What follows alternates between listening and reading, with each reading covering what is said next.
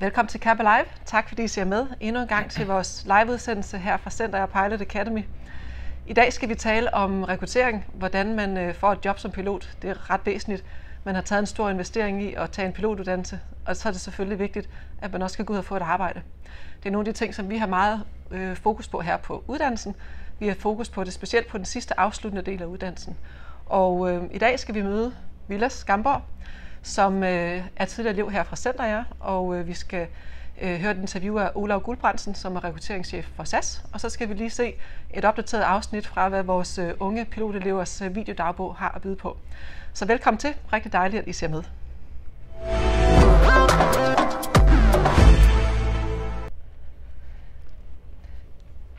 Vilas, dejligt, at du har lyst til at deltage her til vores Kappa Live interview. Tak fordi jeg måtte komme. Vilas, du er jo en af vores elever, som blev færdig her ganske for nyligt. Du blev færdig hos os lige inden jul, så vidt jeg husker, fordi jeg kan huske, at vi havde dimensionsfest, og vi havde nogle unge elever også, som stod rundt i julesweatre og forskellige andre ting der op til jul, og det var rigtig festligt. Så det var en god måde at slutte af på. En god julegave. Absolut, og det var det. Og slutte af med en pilotuddannelse i julegave, kan man sige, ikke? Jo. Kan du fortælle lidt om dit forløb hos os? Ja, det kan jeg i hvert fald. Jeg startede hernede i april 2017, det vil sige næsten 2 år siden efterhånden. Faktisk, ja, 2 år siden om et par dage. Så gik jeg ligesom i gang. Vejret var godt. Vi fik fløjet solo første dag, og vi kom hurtigt i gang med uddannelsen, og det forløb egentlig meget smertefrit fra start til slut. Vi havde noget ATPL selvfølgelig, og vi fløj en hel masse, hvilket jo var rigtig sjovt. Og så blev jeg jo færdig her i slutningen af sidste år. Den 21. december faktisk, så lige op til jul. Så det var en dejlig julegave at tage med på juleferie. Især fordi julen indebar, at vi skulle vente lidt længere tid på vores certifikater, fordi Trafikstyrelsen holder fri, hvilket jo er helt normalt, om man så må sige. Sådan er det. Ja, det synes jeg også var fint. Jeg fik mit certifikat den 14. januar, så der var alligevel ventetid, men det var også meget rart efter intense 1 år og 9 måneder, eller hvad det nu bliver til, at man så fik lov til at holde lidt fri, hvor man egentlig bare kunne være sikker på, at der ikke var noget, man skulle, fordi man kunne ikke rigtig gøre mere. Ved du, det kan jeg godt forstå, fordi jeg står ligesom med ansvaret for din uddannelse her på skolen, og jeg ved, at I er i perioder rigtig hårdt presset. Nemlig. Og du var en af dem, der færdiguddannede dig på forholdsvis kort tid. Så er det klart, så er det samme pensum, du har været igennem, bare på kortere tid. Så jeg ved, I har travlt, og jeg ved, at der er nok at se til. Der er et stort pensum af teori, og selvfølgelig en masse flyveture, der skal afvikles. Så en velfortjent ferie, det er jeg faktisk vel ondt. Ja, det vil sige, det hjalp lige på at give lidt ekstra energi til at komme i gang med jobsøgning i hvert fald. Ja, det kan jeg så godt forstå. Men Vilas, vi skal tale lidt om, hvad skete der så, efter du blev færdiguddannet, da du var færdiguddannet som pilot? Ja. Og til at du så fik faktisk et arbejde få dage efter, du har sendt din første ansøgning. Og det er jo heldigvis ikke usædvanligt for vores elever, at de går rigtig hurtigt ud i arbejde. Og du var jo, og tillykke med det, en af dem. Så er du ikke sød og lige snakke os lidt igennem, hvad var det, der skete, fra at du søgte, til du nu står med en ansættelseskontrakt i hånden? Jo, det vil jeg da meget gerne. Jeg blev som sagt færdig her den 21.12. Fik mit certifikat den 14. januar, må det så være. Samme dag sendte jeg en ansøgning til Ryanair, en elektronisk ansøgning i det her tilfælde. Hvad ligger der i en elektronisk ansøgning? Ja, en elektronisk ansøgning består i, at man går ind på deres hjemmeside og finder frem til der, hvor man skal ansøge. Det er også lidt en opgave, fordi det er faktisk ikke Ryanairs egen hjemmeside, man skal starte på. Man skal finde en CAE hjemmeside, hvor man så ansøger til Ryanair derigennem. Men når man så havde fundet den, så skulle man så udfylde den her online ansøgning, som var en formular med informationer om mig selvfølgelig. Altså hvem jeg var og hvad jeg har af kvalifikationer. Og så skulle man uploade en hel masse dokumenter. Ja. Der er nogle selskaber, der meget gerne vil have en ansøgning, hvor man skriver en eller anden tekst om, hvorfor man gerne vil arbejde for dem. Ja. Det ønsker Ryanair ikke, og man risikerer faktisk, at man ikke kommer ind, hvis man sender mere end det, de beder om. Så det var meget vigtigt at tage sig tid til lige at sende det rigtige. Men de har nærmest et schema, hvor man så uploader de dokumenter, de vil have individuelt. I den rækkefølge, tænker jeg næsten. I den rækkefølge, og den rækkefølge, den følger en længere frem. Ja. Det kan jeg lige vende tilbage til. Det er sådan noget som certifikat, pas, kopi af logbog, hvad skulle jeg ellers uploade? Medical. Ja, gyldig medical, tænker jeg. Gyldig medical, lige præcis. Og et CV, selvfølgelig. Ja. Det vil de også gerne se. Ja. Hvor man, og det er jo også meget vigtigt at lave et ordentligt CV, hvor man beskriver lidt om sig selv, hvad man har af kvalifikationer, også ud over flyvning. Det vil sige tidligere uddannelser, tidligere arbejdserfaring. Ja. Og måske egentlig også lidt om, hvad man taler sprog, for eksempel. Fordi nu Ryanair er godt nok et rimelig internationalt selskab, men der er nogle selskaber, specielt de skandinaviske og de tyske for den sags skyld, der kræver, at man for eksempel taler flydende tysk, hvis det er i et tysk selskab. Ja. Og så skal man vel kunne det, før man søger? Og så skal man kunne det, selvfølgelig. Ja. Det duer ikke, at man siger, at man kan tysk, og så forstår man ikke et ord af det. Det er klart. Det finder de nok ud af. Ja, det tror jeg nu også. Ja. Men du sendte en ansøgning den 14. januar. Det gjorde jeg. Så det har næsten været på dagen, hvor du har fået dit certifikat. Det var, jeg modtog mit certifikat om formiddagen og sendte om formiddagen min ansøgning. Sådan. Og hvornår har det så været? Så dagen efter om formiddagen fik jeg en mail om, at nu kunne jeg komme til online assessment. Ja. Det er næste skridt i rækkefølgen. Jeg fik faktisk en mail om aftenen om, at de havde modtaget min ansøgning, og nu ville de gå i gang med at kigge på den, og så allerede morgenen efter, jamen, så lå der et online assessment, det vil sige, min ansøgning var godkendt så langt allerede.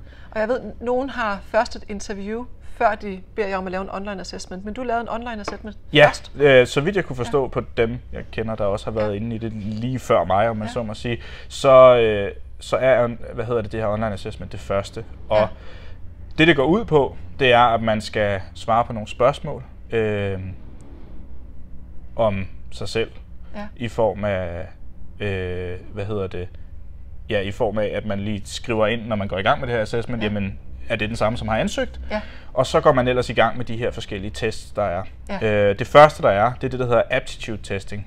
Ja. Og det er et relativt nyt fænomen, forstod jeg på dem, der havde ansøgt lige før mig, for der var nogen bare for et år siden, der ikke skulle lave det her. Nej, det er noget, der fylder meget mere i branchen i dag, det er aptitude testing. Lige nøjagtigt. De skal have den rigtige profil. De skal have den rigtige profil, og aptitude testing, det er det her med sådan nogle logiske opgaver, hvor du skal sidde og føre en eller anden prik det rigtige vej hen. Og det kan godt være svært, hvis man ikke har prøvet det før. Ja.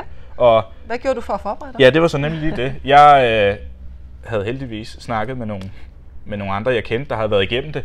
Så jeg blev anbefalet et program, der hed SkyTest.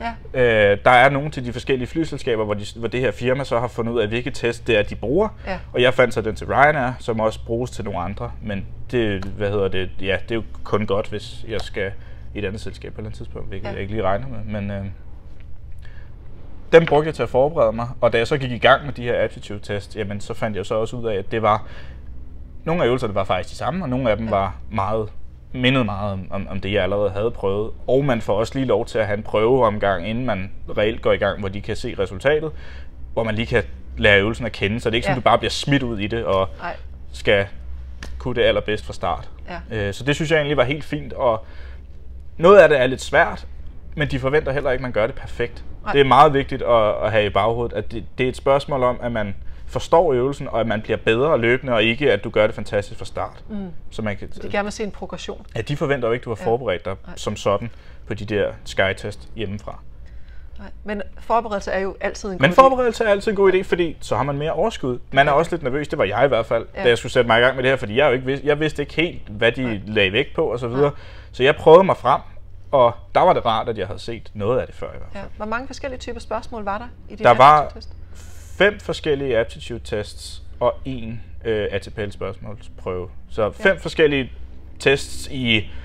Der var noget med noget multitasking, noget sådan noget logisk sans, noget med nogle tal, hvor man skulle finde noget i et system, der ikke hang sammen, og sådan nogle egentlig rimelig basale opgaver, men så er der nogle af dem, hvor det er på tid, eller hvor hastigheden stiger med, hvor hurtigt man skal reagere, eller man skulle også føre sådan en bold rundt i sådan en nærmest sådan en rør, hvor der så stod nogle ting inde i den der, og man skulle sidde med musen, og jeg havde en bærbar computer, så der skulle jeg have haft en mus, fordi det var lidt besværligt at styre den. Det er så det er faktisk et rigtig godt råd. Ja.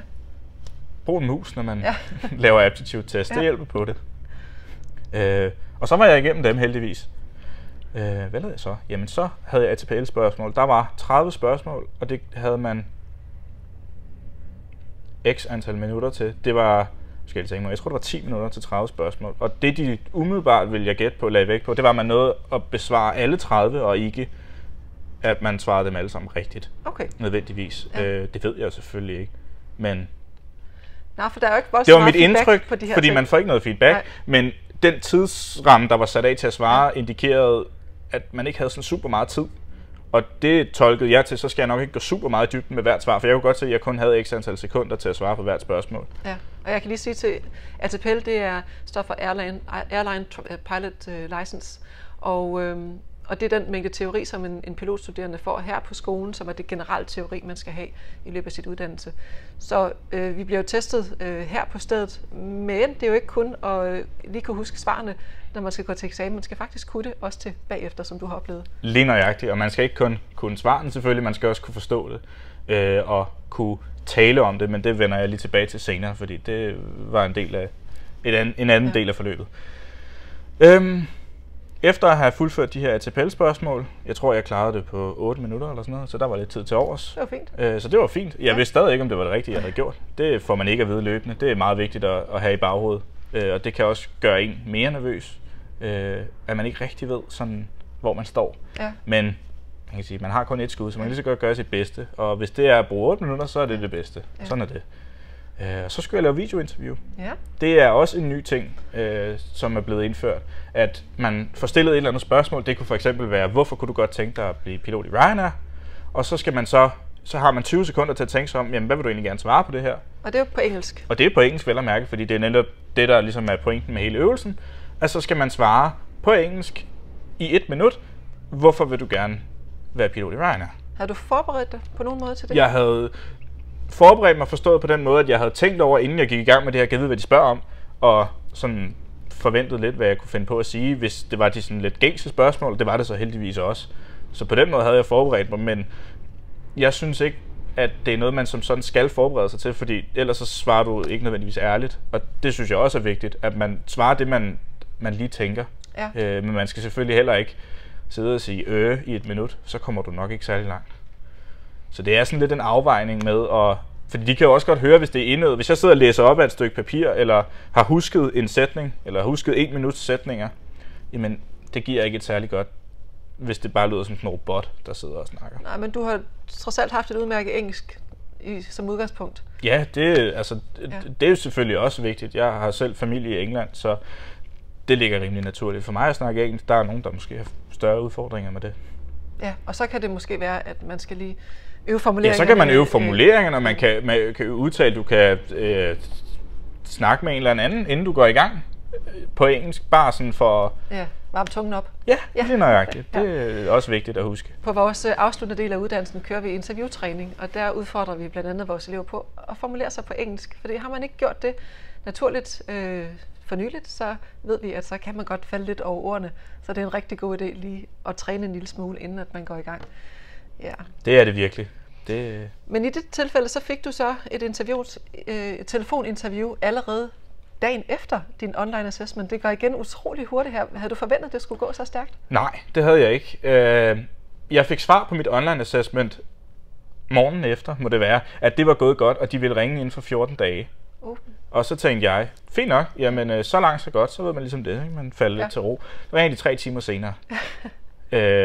Der var nogen, der havde fortalt mig, at det her telefoninterview også var vigtigt, fordi de ville stille en masse spørgsmål til mig for ligesom at lære mine engelskkundskaber at kende, men mit telefoninterview var måske nærmere sådan et praktisk informationsopkald, hvor at jeg sagde goddag, og ja, det er mig, og det passer fint på engelsk, vel at mærke, og så fortalte vedkommende, jeg snakkede med ellers om, hvordan mit interview skulle forløbe. Mit assessment, som jeg så var blevet inviteret til, ville forløbe. Og det var i Dublin? Det var i Dublin, ja. Det var så... Skulle til Dublin. Har du været i Dublin før? Nej, det var jeg ikke. Det var første gang i Irland, og det var så allerede 8 dage efter, jeg fik det her opkald, at jeg skulle være derovre. Ja. Så der skulle man selvfølgelig lige være hurtig til at gå ind på Ryanairs hjemmeside selvfølgelig. Det bliver de glade for, hvis man har fløjet med dem, når de spørger. Det spørger de nemlig om til et interview. Hvem har jeg fløjet med derover? Og det var selvfølgelig Ryanair, jeg valgte. Selvfølgelig. Og jeg indkom så dagen før, det vil sige, det har så været den 23. januar, hvor jeg havde en simulatorsession hos et firma, der hedder U-Pilot, der ligger også i Dublin, som simpelthen er en meget, meget, meget kompetent gut, som ikke selv er pilot, men som ved meget om faget, som har sin egen 737-simulator i et skur, eller ikke et skur, det er måske nærmere sådan en lagerhal, og han kan så undervise, og han har så haft en masse Ryanair-piloter, så han har sådan en rimelig god idé om, eller kommende Ryanair-piloter retter, han har en rimelig god idé om, hvad det er, de spørger efter. Ja. Jeg havde så fået tilsendt på mail inden der en hel masse startprofiler og en hel masse information om, hvad der skulle ske til det her assessment. Hvad de forventede af mig, hvad jeg skulle forberede mig på, sådan i grove træk i hvert fald, så man ligesom havde en idé om, hvad det er, man går ind til. Svarer det jo ens med den træning, du har fået i simulatoren her hos os? De havde lavere krav faktisk, end det jeg var blevet stillet i øjnene. På det her APS MCC, som vi har haft, som er Airline Pilot Standard Multi-Crew Course, der havde vi 40 timers simulatorflyvning, hvoraf meget af det bestod i failures, og også lidt mere voldsomme failures, altså miste en motor, eller trykkabinen, der røg hul, et dør, der manglede lige pludselig, fuel leak, hvad det nu måtte være. I hvert fald store problemer. Og de skrev i den her pakke, vi fik tilsendt, at det værste, vi kunne komme ud for, det var noget i retning af en medical emergency, eller sådan noget, altså, hvor der egentlig ikke er noget galt med flyveren, hvor man bare skal ned hurtigt. Ja.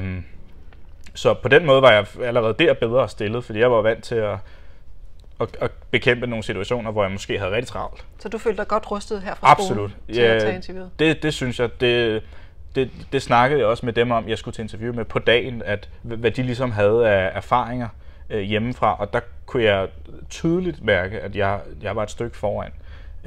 Især fordi mange af deres MCC-kurser måske havde været på en propelmaskine, eller havde været under halvdelen af den tid, som jeg havde fået, og for den sags skyld også uden failures. Ja.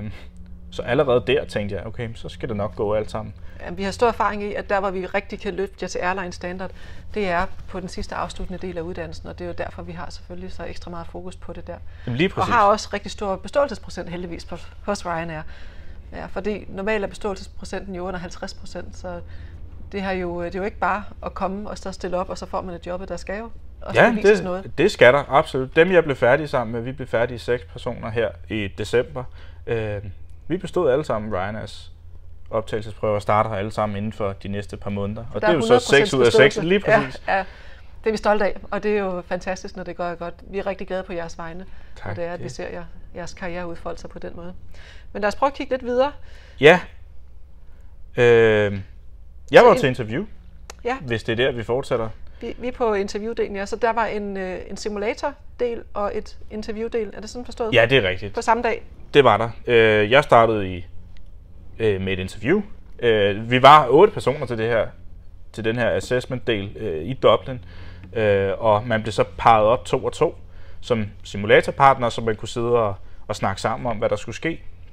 Jeg havde så været så heldig, at da jeg var i simulatoren dagen før, hos det her U-Pilot, jamen der mødte jeg ham, som jeg tilfældigvis blev parret op med, det var meget sjovt, da jeg var til mit assessment. Ja. Så jeg fik allerede lige et indtryk af, hvordan han var. Han var fra Spanien, ham her. Han er fra Spanien, han er ikke væk som sådan. Han er stadig fra Spanien, og jeg skal også på type rating med ham. Ja, så han fik også jobbet? Han fik også jobbet, ja.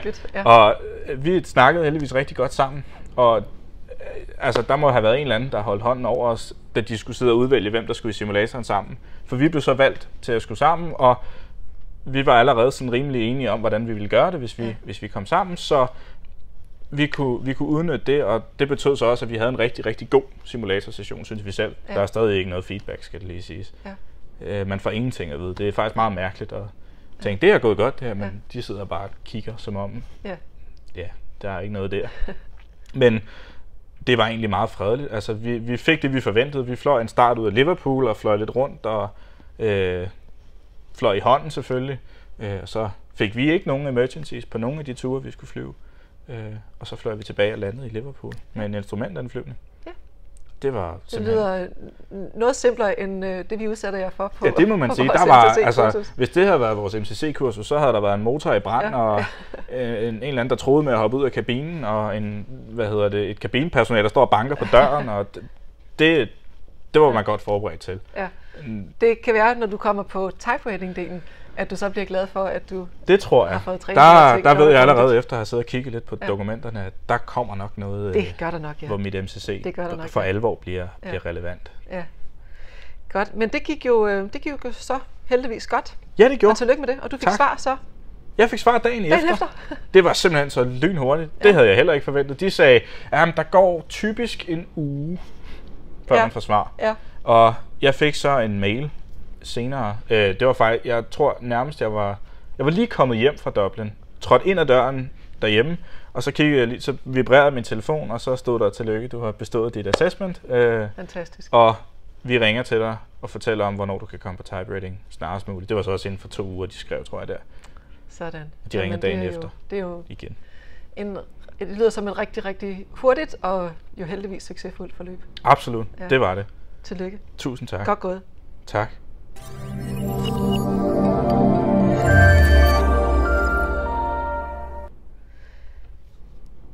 Fantastisk, Vilas. Du fik jo så jobbet hos Ryanair, og det er jo rigtig dejligt. Vi ved jo, at det er en god start på karrieren, og komme i Ryanair, det er en rigtig god træning, de tilbyder, når I skal på typewriting, så det skal du jo senere på måneden. Så selvom du ikke havde så meget tid, inden du fik jobbet, så har du jo så haft lidt tid her imellem til at gøre dig klar. Hvad har du gjort for at forberede dig til det næste, som jo så er ground school her den 22.4.? Jeg har brugt meget tid på at sætte mig ind i, hvad er det egentlig, der skal ske. Tale med dem, jeg kender, som enten har været igennem det, eller er i gang med det, og har fundet ud af, at det er en rigtig god idé at forberede sig, selvom man ikke er startet. Det vil sige, selvfølgelig forbereder man sig, inden man starter, men måske lige tage sig lidt ekstra tid til at se, om man kan gøre noget, som vil hjælpe en. Og jeg har så tidligere gennem skolen her i Center, da jeg var der som elev, der var jeg også gavekortinstruktør. Hvad ligger der i at være gavekortinstruktør? Kan du sige noget om det? Ja, selvfølgelig. Det består i, at man står til rådighed som instruktør, altså ikke som instruktør for elever, som faktisk skal have en uddannelse, men i stedet folk, der køber et gavekort til en af vores simulatorer. Via det, vi kalder Funflight. Via det, vi kalder Funflight, lige præcis. Og der får de så sådan en pakke med x antal tid, de skal flyve, og så får de en introduktion til, hvad det er at flyve og så videre. Man får lige forventningsafstemt, hvad det er, de kan, og hvad det er, de gerne vil have ud af det. Og så får de en introduktion til teorien. Det vil sige, at jeg får lige lov til at se, om jeg stadig kan huske, hvordan en flyvemaskine flyver, og fortælle dem i grove træk, hvordan det foregår, og så flyver vi en tur. Og det er jo så, for eksempel, jeg har så både været på Airbus og på Boeing-flyveren, vi har som simulator. Så jeg har prøvet begge dele, men man får en rigtig god kendskab til, hvordan det er at opholde sig i et cockpit, en god kendskab til, hvordan den flyver, systemer og så videre af det her. Og selvfølgelig dem, der har et gavekort, jamen, de får en sjov dag ud af det, hvor de flyver lidt rundt, og jeg får lov til at sætte ord på, hvad det jeg synes, de skal gøre. Det er også man lærer noget af at instruere andre, synes jeg selv i hvert fald. Det får jeg meget ud af. Det ved vi, det lærer man rigtig, rigtig meget af. Ja. Lige præcis. Men ground school, hvor skal det være hen? Ja, jeg skal til England, til East Midlands. Jeg flyver den 21. April over, og så starter det ellers. Ryanair har egne faciliteter, det er så ikke gennem det her CAE, hvor man så skal på det her ground school, som består i, der er noget emergency træning og noget evacuation træning, og lidt generel introduktion til hvad man skal, og man bliver opmålt til uniformer og så videre, og så får man ligesom udleveret de forskellige materialer, man skal hjem og læse på, inden man reelt starter med simulator og teori. Så begynder det rigtigt at lugte. Så begynder det rigtigt at minde om flyvning, det må man sige. Og hvad er det så næste? Ja, så bliver jeg færdig på ground school, det tager en uge, og så flyver jeg hjem igen.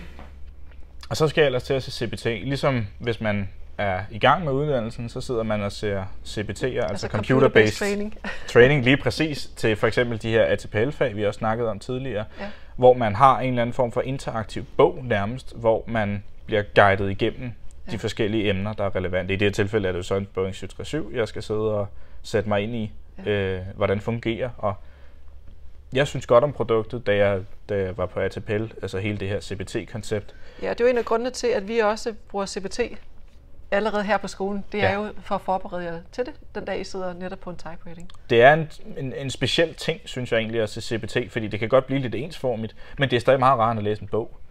Man kan også have en eller rettere, en det er rart at have kombien lige præcis. Det er præcis. det, vi har her. Ja. Men jeg ved jo, ude i det airline, så er det bare ren CBT, og så er det bare om at få næsten ned sporet. Nemlig, altså man bliver introduceret til det, sådan, så man ved, hvad man går ind i. Ja. Da vi startede på skolen, der var der meget nyt, og der var også mange ukendte faktorer, hvordan tingene fungerede, men det ved vi jo nu, og så ved man også, hvor meget tid man skal sætte af til at forberede sig, fordi man har prøvet noget lignende før. Ja. Og så selve typewriting, hvor skal det foregå? Det foregår også i East Midlands for mit vedkommende faktisk. Ja. Det kunne enten være East Midlands eller i Amsterdam, når det er Ryanair, men de havde ikke flere pladser i Amsterdam, så jeg skulle vente med at starte, hvis jeg ville til Amsterdam, men jeg vurderede, at jeg hellere bare ville i gang, og England er sikkert også dejligt. Ja. Så det tænkte jeg, det er det, jeg gør. Så jeg skal til East Midlands igen i midten af maj, og så tager det sandsynligvis en 6 uger eller sådan noget. I simulator? I simulator og med teori og eksamener og så videre i teorien. Ja. Og så en simulatorprøve til sidst. Ja. Og så skal du ud på det, der hedder base training? Ja, det glæder jeg mig meget til. Det er første gang, jeg skal ud og flyve en 737 rigtigt. Det bliver jo rigtig spændende. Det er sikkert også et eller andet sted i England. Ja. Det har været en drøm lige siden jeg var meget lille at blive pilot. Så faktisk, det er lidt kulminationen af det, som du har arbejdet hen med nu her i 2 år. Det synes jeg roligt, man kan kalde det. Det bliver... Men ved du hvad, Vilas, det er også rigtig flot. Du går fra at starte i april 2017, og ret præcis 2 år senere, så sidder du i en rigtig 737 med passagerer. Ja, det er da ret vildt. Jeg havde ikke troet, det ville gå så hurtigt, det må jeg sige. Og du har endda været en af dem, der har haft lidt spænd imellem for en startdato fra du har fået jobbet. Så stadigvæk inden for 2 år at flyve med passagerer, når de nu skal ud i verden og have fantastiske oplevelser, så er det dig, der flyver dem. Det er da fantastisk. Ja, det vil jeg sige. Det er en stor drøm, der går i opfyldelse for mit vedkommende. Ja. At komme i gang bare, og også bare at blive pilot. Det har altid været det, jeg gerne vil, så det synes jeg er super fedt, at jeg kan komme videre. Et så stort skridt allerede så tidligt i min karriere, at flyve med så mange passagerer. Det skal nok blive spændende. Ja. Og så line training, det er jo en superviseret form for flyvning. Det er det. Når base training er overstået, får man tildelt en base et eller andet sted i Ryanairs netværk. Og det kunne måske være København, de udvider jo, og det tror jeg da på et tidspunkt måske kommer tilbage til København. Det kunne godt være, men der er nok lidt lange udsigter til det. Der er nok nogle ting, der skal på plads. Især fordi jeg er ny i selskabet, og der er rigtig mange, der sikkert gerne vil til København, hvis den kommer. Men et eller andet sted i Europa er jo også dejligt. Altså, de har mange steder, hvor der er direkte afgang hjem til København. Det vil sige, hvis man har familieliv herhjemme, jamen, så er det nemt at komme hjem, når man har fri. Ja. Man flyver 5 dage, og så har man fri i 4. Sådan. Det vil sige, der er rig mulighed for at være på arbejde der, hvor man har base i 5 dage, og så tager man hjem, når man har fri, hjem til København, eller hvis man har lyst til at blive der, hvor man har base selvfølgelig, så kan man jo også sagtens det. Men man flyver gratis. Mallorca virker tiltrækkende. Altså det er jo slet ikke skidt overhovedet. Det er slet ikke dårligt, men man flyver gratis med Ryanair, det vil sige, du kan flyve hjem til København eller til Danmark, hvis du skal et eller andet, når du har fri. Ja. Fuldstændig uden problemer. Så det synes jeg også er en dejlig fleksibilitet at have. Ja. Og det gør også, at jamen, så er det ligesom fuldstændig overkommeligt og i princippet arbejde i udlandet. Det synes jeg ikke, der er noget problem i overhovedet, når man gør det på den måde. Nej. Og når du er færdig med line training, som i Ryanair, er det 100 timer eller 40? Det er, jeg mener, det er 80 sektorer. 80 sektorer. Og de siger selv, at det tager mellem 1 og 2 måneder. Det afhænger dog lidt af, hvor man får base. Ja. Når det er et antal af sektorer, jamen, hvis du flyver ud af for eksempel Malaga, som også er en Ryanair-base, så får du typisk ret lange ture. Og ret lange ture kan betyde, at du får færre sektorer. Hvis du flyver 2 gange på en dag i stedet for eksempel 4, jamen, så tager det selvfølgelig lidt længere tid. Så det er svært at sige, hvor lang tid det egentlig kommer til at tage. Men Ryanair selv siger 1 til 2 måneder eller sådan noget. Og det er jo også meget fint at starte op med at flyve med en kaptajn, som er lidt mere erfaren. Ja, det synes jeg også. Altså, fordi du trods alt stadigvæk er helt nyuddannet.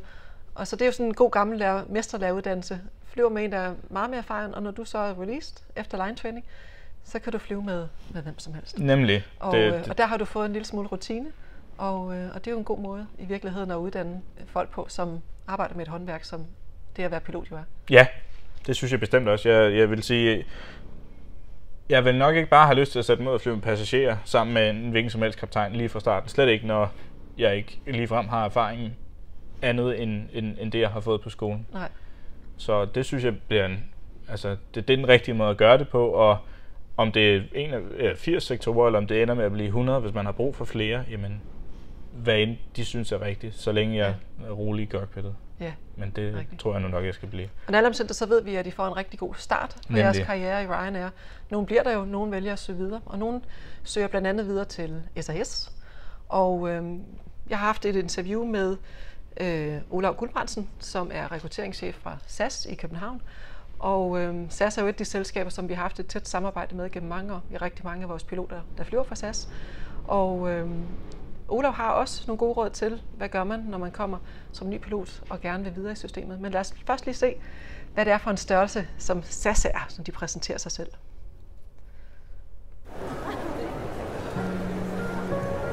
Have you ever stopped and observed the spectacle of the arrival hall? Look at the faces of the people waiting. Do they wonder if anything changed while we were gone?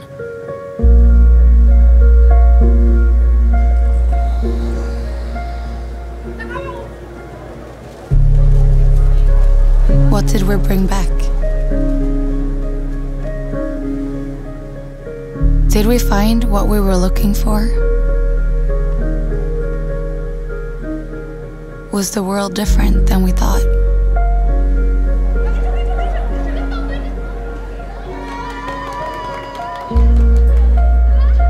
Was there a realization at the end of our journey? Maybe that we don't have many journeys left. Or that we left someone important behind.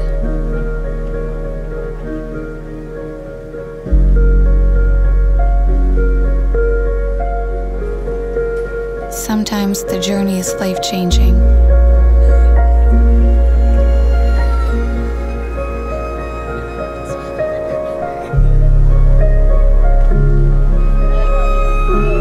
Sometimes we change the world. But most times, the world changes us.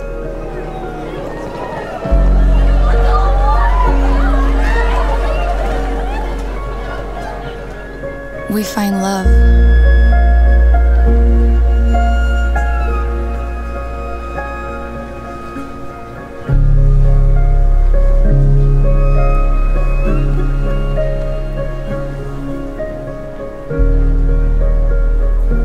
Or we fall in love with what we left back home.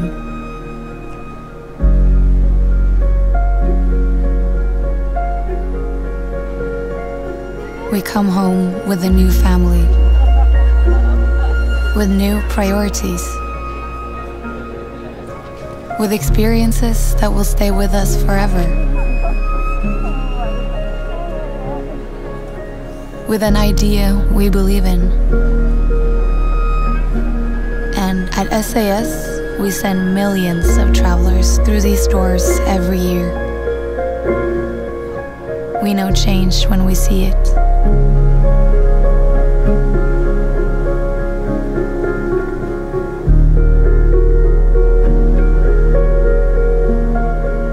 And we know it's for the better.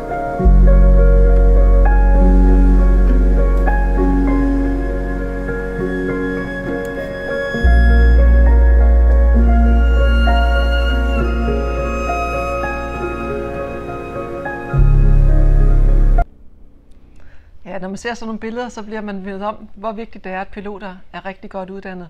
Og det er jo det, vi arbejder med hver eneste dag, vi går på arbejde. Lad os høre, hvad Olav Guldbrandsen har at sige til de nye piloter. Velkommen til. Tak. Olav Guldbrandsen, rekrutteringschef for SAS i København. Du sidder jo hjemmevandt i vores A320 simulator. Det gør jeg. Vi sidder jo godt nok i en bygning i Roskilde, det kan man ikke se. Nej. Men det er det værktøj, som vores elever i dag bruger, når de skal uddanne sig til erhvervspiloter. Ja. Var det også sådan, da du begyndte at flyve? Det var det overhovedet ikke, fordi at der fandtes slet ikke så avancerede simulatorer, og den pilotuddannelse, der var dengang jeg startede, den var mere småflysbaseret og ikke rettet så direkte mod at komme ud og flyve store fly eller små fly i luftfartsselskaber.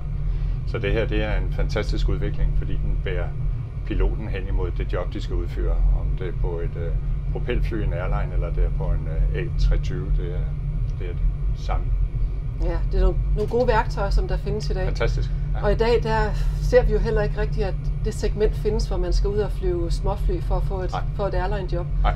Der er det jo noget med at blive professionelt uddannet, målrettet mod et airline-job. Og vi slutter jo af med vores elever på sådan et udvidet MCC-kursus, som jo kunne finde sted her i enten vores A320 eller Boeing 737. Man kan sige faktisk, at vi i SAS ikke har nogen det, der hedder timekrav til vores piloter, andet end de skal have den uddannelse, som I slutter af med her på flyveskolen eller på andre flyveskoler. Ja. Vi har ikke nogen specifikke krav om, at man skal fløje så mange år for at blive ansat. Vi har mange piloter, der bliver ansat direkte fra flyveskoler ind hos os. Ja, så nogle af de profiler i hvert fald, som vi får ind hos os, har jo brugt mange timer på simulatorer, inden at de søger ind på pilotuddannelsen. Ja. Og de kommer jo med nogle kompetencer allerede, inden de går i gang, som de har lejet sig til. Så præcis. Det er jo for så vidt okay. Det er helt okay, absolut. Var det det samme, da du søgte ind som pilot i sin tid? Nej, det var det ikke. Der legede vi bare på andre måder. Det kan være, der var andre ting, vi lærte, som den nye generation ikke har lært. Men det er da klart, at det er en fordel, at man har spillet lidt flyver på en computer. Men der skal mere til end det. Ja. I dag kigger man jo også mere på kompetencebaseret træning frem for en timebaseret træning. Det har jo også ændret sig i forhold til, at der, hvor vi kan slutte eleverne af i dag, er jo på et noget andet niveau, end man havde mulighed for tidligere. Ja. Oplever I også det? Ja, det gør vi, og vi må også sige, at i den profil, vi søger, så har vi mange personlige egenskaber, personlige kompetencer som en del af den pilot, vi leder efter. Fordi at i den moderne verden, så handler det rigtig, rigtig meget om, hvordan man agerer som mennesker og som person i samarbejde med anden pilot eller de andre piloter og med kabinebesætning, også i forhold til passagerer osv. Så det er lidt en anden personlighed, der skal til for at flyve de her moderne fly, end det var, dengang jeg startede. Kan du sige lidt om den profil, I søger? Jamen, vi søger energiske, glade, nysgerrige unge mennesker, som selvfølgelig vil pilotjobbet rigtig, rigtig gerne. Og som har evnerne og lysten til at samarbejde og er lidt gode til at tage beslutninger under pres og også har viljen og lysten til at stå forrest. Det er jo kommende luftkaptajner, vi efterspørger. Og derfor ser vi egentlig også lidt efter, om man har lysten til at være lidt forrest i gruppen en gang imellem i sådan en balanceret personlighed. Så det er meget det, vi leder efter. Og så pilotuddannelsen er absolut også et gruppesamarbejde. Mange tror, det er individuelt, det er det overhovedet ikke. Man kommer længst ved hjælp af samarbejder, og det er en af de ting, som vi ser på i vores profil. Ja, det er også noget, det vi opfordrer vores elever til fra starten af. Og vi kan se, at de hold, som samarbejder godt, samlet set også for højere karakter, når de er gode til at byde ind der, hvor de har deres egne stærke sider. Ja. Så kræver et pilotjob også lidt selvindsigt under sin uddannelse, at man hele tiden følger lidt med i, hvordan man klarer sig i forhold til det, der bliver efterspurgt. Men også, at man kan se lidt på andre og se, om der er nogle af ens kammerater, man kan hjælpe, fordi vi har alle sammen styrker og svagheder. Og der er en del af pilotjobbet, at man kan kompensere hinanden. Og det gør vi som også i hverdagen i cockpiten. Og så er det, når man går i hverdagen og flyver, så er det også meget fint, at man ligesom holder lidt øje med, om man er på mærkerne i forhold til det, man skal kunne. Ja. Er der nok ansøgere?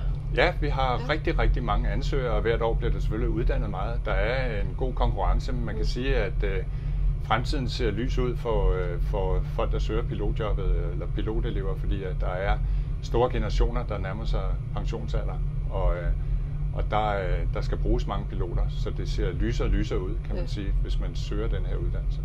Jeg lærte at flyve i Amerika, der havde man sådan et ordsprog, der hed cooperate and graduate, og det virker 100% sikkert i forhold til pilotjobbet. Man kan ikke lære det her, uden at man samarbejder. Ja, der er jo et stort krav i forhold til, at man skal lære meget på forholdsvis kort tid. Ja. Og vi taler jo knowledge, som er måske lidt mere teoretiske, og skills, som er mere håndværksmæssige, og så attitude. Ja. Vægter I dem lige meget, eller hvordan er det hos jer? Vi vægter selvfølgelig knowledge og skills højt, men attitude betyder utrolig meget. Altså lysten til at ville det her, og nysgerrigheden efter at lære det, og så selvfølgelig også, at man kan hjælpe hinanden, fordi så når man det bedste resultat. Er der forskel på at være mand og kvinde? Ikke i vores øjne. Nej. Overhovedet. Altså for os er en pilot. Vi håber, at der er flere piger, der søger ind, kvinder, der søger ind i pilotfaget, fordi der er faktisk ikke så mange lige nu. Men når det kommer til pilotjobbet og vores pilotprofil, så er der ingen forskel på drenge og piger overhovedet. Men piger, det er så givet videre. I skal bare søge. Ja. Præcis. Så i forhold til at blive den gode pilot, så starter det faktisk dag 1 på pilotskolen. Ja, altså man skal ikke tro, hvis man møder op til vores optagelsesprocedurer, at det er der, man i ugerne inden man kan starte på forberedelser. Man starter forberedelsen på dag nummer 1 på flyveskolerne, og så træner man sig frem til at blive en god pilot med alt, hvad det indebærer af både knowledge, skills og specielt attitude. I forhold til sådan mere specifikt, når de så forhåbentlig en dag står og kan søge hos SAS, hvad vil du give af gode råd? Til at komme igennem jeres procedurer? Jamen der er bare det, at man skal være sig selv, og selvfølgelig har vi en simulatorprøve, og der får man 14 dage inden en procedure, men man kan ikke forberede sig anderledes til det, end hver eneste flyvning, man går ud og lærer under sin uddannelse, eller sidenhen, når man er færdig. Man skal bare være velforberedt, og så skal man forsøge at vise, hvem man er, når man møder op. Ja. Det er egentlig det.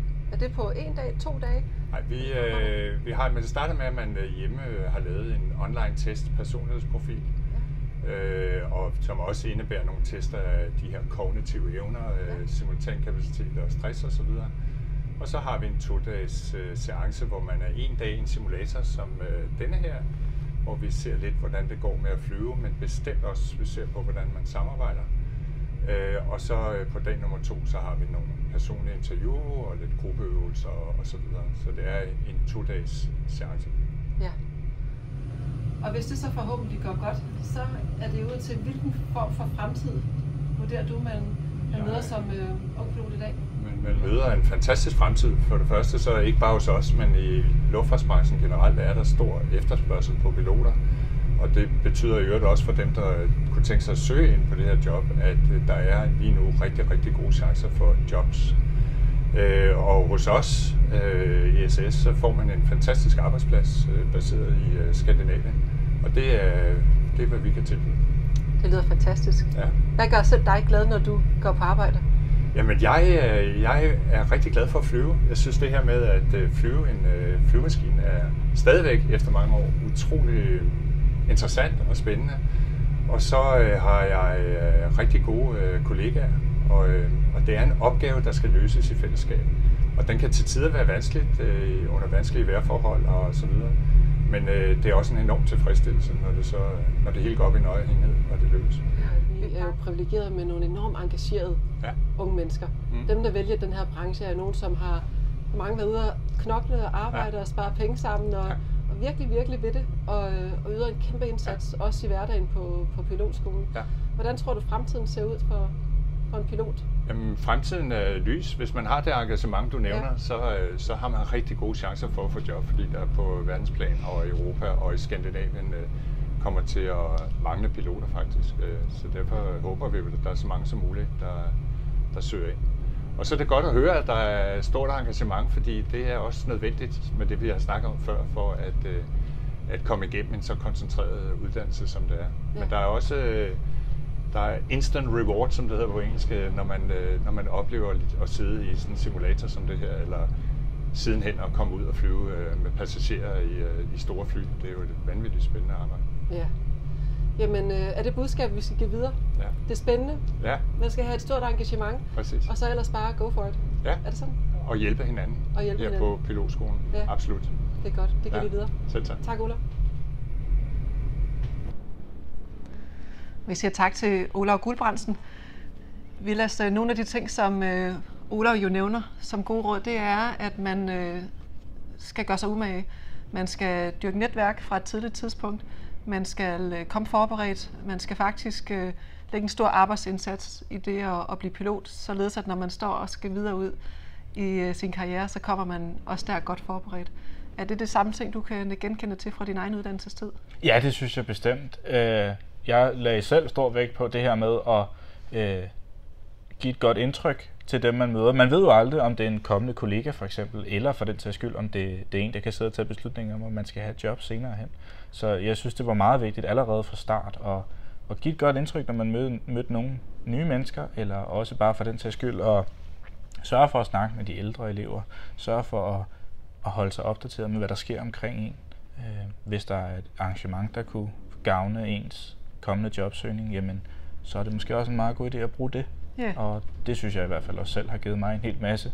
Ryan var for eksempel på besøg her, lige inden jeg blev færdig, og det var også en slags måde at netværke på, at man sætter sig ind i, hvad der sker, eller hvad der kan ske, efter man bliver færdig ved at besøge et selskab, eller få besøg af et selskab og høre, hvad de har at sige. Yeah. Sådan så man i hvert fald selv gør en aktiv indsats. Man får ikke bare et job af at være en dygtig pilot, man skal også gøre noget selv. Ja, det er rigtigt.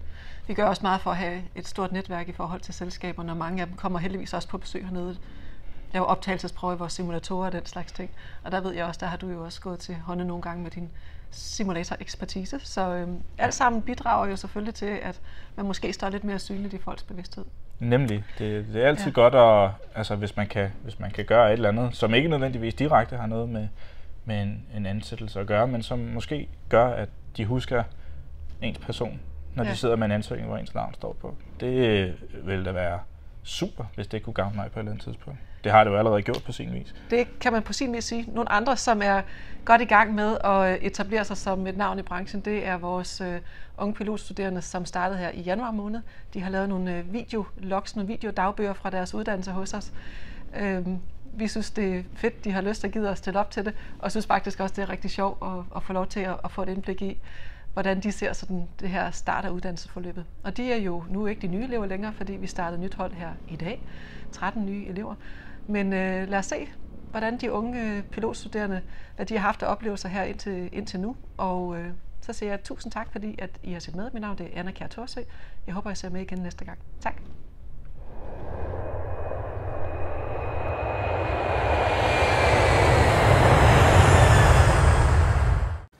Så har jeg bestået min sidste teori på PPL-niveau, og det var metodologi i dag. Den var sådan lidt svær, men jeg ved ikke, jeg er kommet ind i sådan en dårlig stime, hvor jeg lige det første spørgsmål, de der prøver der, det svarer jeg lige forkert. Og så på det her niveau, der får vi sådan en, der får vi allerede svar, når vi har svaret på spørgsmålet, så vi får enten, det er sådan en grøn firkant, hvor der står, at vi har svaret det rigtigt, eller det var korrekt, eller en rød en, hvor der står, at vi ikke har svaret det korrekt. Og når man får den der røde, så tænker man bare, fuck mand! Og så når det er det første, så tænker man bare, at den her eksamen, den går aldrig nogensinde. Men det lykkes, og vi er færdige med det her nu. Så nu har vi lige en lille uges tid her, hvor vi ikke skal læse så meget teori, men hvor vi skal forhåbentlig flyve en masse. Det kommer lidt an på vejret, og lige nu ser det ikke så godt ud, men vi håber, der kommer noget, så vi kan få fløjet lidt. Så det bliver dejligt. Velkommen her i stuen. Der er jeg i gang med at forberede mig til de flyvninger, som vi snakkede om lidt før. Jeg har fundet mine kort frem, og så jeg lige sådan tegner ind, eller peger på og tænker over, hvor vi skal hen, og hvad jeg skal være opmærksom på. Der kan være nogle glider areas og sådan noget. Jeg har mit pentoboard, som jeg skriver nyttige informationer ned på. Vi har for eksempel tegnet en lektion her, jeg skal ud og flyve. Sådan nogle ting, jeg skal være opmærksom på, og hvordan jeg skal håndtere forskellige situationer. Så er min logbog, det er den, hvor vi skriver alle timerne ind i. Ja, hvis I lige kigger med her engang, så kan I prøve at se. Vi bruger faktisk noget, der minder meget om Lexio og Moodle og hvad de hedder på gymnasierne. Vores hedder bare Flight Logger, så der har vi alt stående inde. Det er de timer, jeg skal flyve de næste par dage, og så har vi de timer, vi har fløjet, og vi får beskeder derinde, og super smart. Udover det, så har jeg også en masse balance, som I lige kan se. Hvis kameraet lige vil følge med. Ja, sådan. Det er sådan en, vi nu mangler lige at tegne prikkerne ind, så vi kan se, at vi er inden for limits. Men der kan vi se, hvor meget distance vi skal bruge på at lande, og uden flaps, altså dem vi bruger til at give os mere lift, og den sidste mere drag. Og så har vi vores performance, vi har hvor meget distance vi skal bruge for at tage af, og vi har lidt om vejret, lidt hvor meget crosswind vi har på de forskellige baner, og så har vi vores fuel flow, altså hvor meget fuel vi kommer til at bruge, hvor meget vi forventer vi kommer til at bruge, og så skal man så have nogle ekstra ting med og sådan noget. Super spændende og super vigtigt, fordi det er det, der gør, at vi har fuel nok til at diverte til en anden landingsbane, hvis det Roskilde nu skulle være lukket, som er den, vi kommer til at flyve rundt omkring i morgen.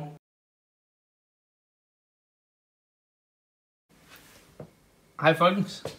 I dag er det, nu siger jeg fridag. Det er det ikke rigtigt. Det er ikke selvvalgt i hvert fald. Jeg skulle have været ude at flyve i dag, men vi er desværre blevet aflyst på grund af vejret. Og sådan er det jo i den her periode. Det er ikke super godt udenfor, som I også kan se her.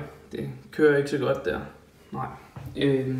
Men så er det fint nok, at vi har noget home study. Vi er lige gået i gang med ATPL, som er den store teoridel. Og vi kan få lavet lidt forskelligt der. Jeg holder lige en lille break her, hvor jeg lige ser lidt reality, som er begyndt. Men ellers så er vi stille og roligt i gang med noget generel navigation, GNAV kalder de det, eller vi det. Og så er vi i gang med POF Principles of Flight, som vi lige har startet med. Det er seriøst i forhold til det første niveau, men også fedt. Og det er fedt det der med, at man ligesom lærer, hvordan tingene hænger sammen, og hvorfor flyet det faktisk kan flyve. Det er ikke bare en stor portion magi. Så, og i den forbindelse her, jeg har fået sådan lånt sådan en flot selfie-stang-agtig lignende ting til at filme med af skolen. Så sådan er det, når man bliver filmstjerne, så får man sådan en flot en her.